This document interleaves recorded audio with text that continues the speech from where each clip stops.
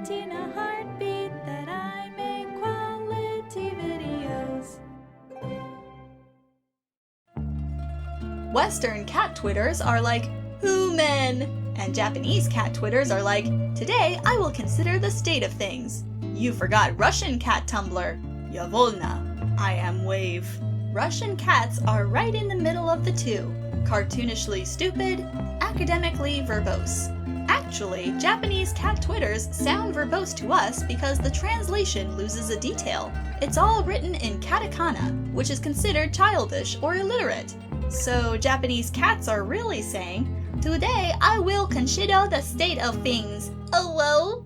Also, the only reason the Russian cat seems semi-childish is because of the lack of definite or indefinite articles, the, a, an, which Russian just doesn't have in its language anyway.